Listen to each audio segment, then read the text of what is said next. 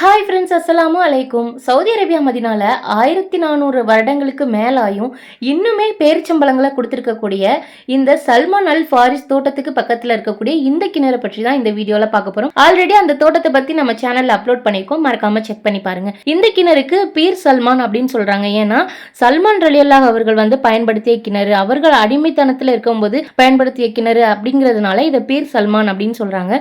இன்னும் இங்க மதினால இருக்கக்கூடிய சில பேர் என்ன சொல்றாங்கன்னா பீரல் முஹப்பா அப்படின்னு சொல்றாங்க, அதாவது அன்பின் கிணறுன்னு சொல்றாங்க. ஏன் அப்படின்னா இது நபி அவர்களுடைய அன்பு, சல்மான் ரலியல்லாஹு அவர்கள் அடிமையா இருக்கும்போது அந்த அன்பு வெளிப்பட்ட இடம் இதுதான் அப்படிங்கிறதுனால இது அன்பு கிணறு அப்படின்னு சொல்றாங்க.